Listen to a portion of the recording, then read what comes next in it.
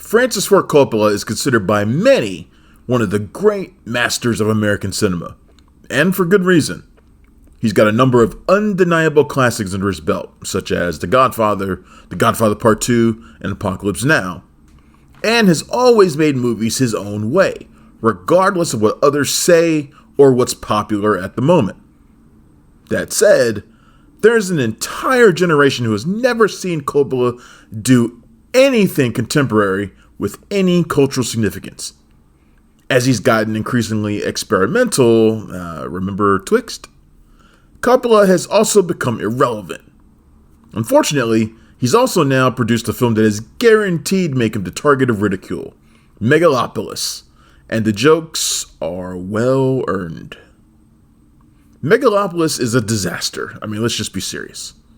A bloated, self-important debacle that shows Coppola has forgotten how to tell a story without explaining every detail. He no longer trusts his audience. He overloads the film with exposition, exhaustive use of metaphor, and over-the-top performances from well-known actors bordering on comical. The story begins with Lawrence Fishburne, one of a million actors in a throwaway role, laying out the entire theme for us as if we were school children. We're told that Megalopolis is a fable, that it will deal with a dying metropolis, New Rome, as it tries to hold on to the knowledge and lessons of the past. Well, thanks, man. What are we watching the movie for again? The futuristic New Rome seems to be part New York City, part Gotham City, and part Rome at the fall of the Empire. Adam Driver plays Cesar Catilina, a genius capable of stopping time literally. Why he's able to do this is never quite clear. He has envisioned a gleaming utopia and has discovered a unique element that will help him build it. This puts him at odds with the current mayor, Franklyn Cicero, played by Giancarlo Esposito, who is concerned with the city's present-day troubles, which include severe wealth disparity, housing, immigration, and other problems that parallel our own. Caesar and Franklin have a long-standing beef that goes beyond their current ideology, but it only gets worse when the mayor's socialite daughter, Julia, played by Nathalie Emmanuel, begins studying under Caesar and falls in love with him. Going in, I really wanted to like Megalopolis. Coppola invested decades of his life and more than $100 million of his personal fortune to get this passion project made. And for what it's worth, he made it the way he wanted to. Visually, it's stunning, with DP Maher Melamer Jr. creating a gleaming capital that looks like it was built for the gods. Coppola holds nothing back. In one stunning arena sequence full of gladiator combat, chariot races, and a pop starlet played by Grace VanderWaal auctioning off her virginity to rich old billionaires. The bread and circuses portion of the film is eye-popping to behold and looks great in IMAX. Unfortunately, the actual story is clunky, indecipherable junk, overloaded with terrible performances.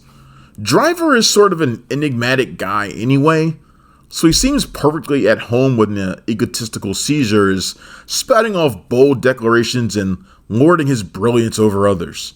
If that were all the role called for, it wouldn't be a problem, but there are long stretches where Caesar goes on some kind of fever dream and he transforms into a drug-addled libertine, and it is just ridiculous. Other performances are far worse, though.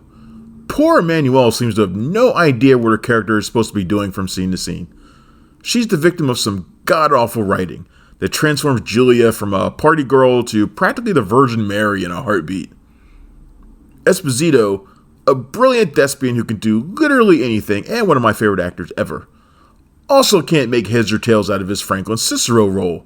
He can't decide whether to play him reservedly or with a melodramatic flourish. And to be fair, Coppola struggles to get the tone right himself, so it's no wonder his actors do too. But thank goodness for Shia LaBeouf and Aubrey Plaza, because they know what's up. They have the two most enjoyable parts in the movie. LaBeouf is a significant, humorous presence as Caesar's jealous cousin Claudio, who longs to destroy him and take everything for himself. Plaza plays the hysterically named Wow Platinum, a Wall Street journalist and Caesar's scorned ex-lover who plots to destroy him. LaBeouf and Plaza's crazy matches Coppola's crazy, and they seem to be having a ball. It's perplexing, the number of familiar actors given nothing to do, their characters dropping in and getting written out without much explanation. One can imagine most of them did it to work with Coppola, but even so, this is humiliating stuff.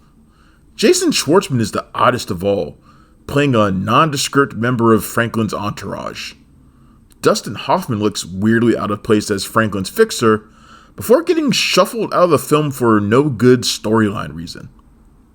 Before the film, during a live Q&A at our screening, Coppola spoke about casting actors who had been canceled, and this can only mean Jon Voight, who plays Caesar's uncle and benefactor. It's a terribly embarrassing role, one that makes Voight look older than he is and pretty feeble. But he does get the best knee slapper scene with Plaza, LaBeouf, and a trusty bow and arrow. So congratulations, Mr. Voight, on your best performance since Anaconda. Megalopolis drones on and on, its 138-minute runtime feeling like 831 minutes. At one point in our screening, after Caesar delivered a speech that did its best to sum up this monstrosity, the audience gave polite applause, thinking the movie was over. But no, there was still quite a lot left to go, and you could hear the chuckles when they realized it. It's not that Coppola doesn't know how to end the movie, although that is certainly the case. It's more like he doesn't want Megalopolis to end, to bring to finality this thing that has consumed so much of his life for so long. The word that would get thrown around about Megalopolis is ambitious. Coppola's career is littered with similarly ambitious projects, some that paid off, and just as many that crashed and burned. Coppola probably sees a lot of himself in Caesar, but there's no utopia at the end of this risky gambit, just a pile of flaming rubble. Megalopolis opens in theaters on September 27th, and it gets a 2 out of 5. Thanks for checking out the show. If you like what we're laying down, please subscribe to our channel and click the bell to receive notifications for all of our latest stuff.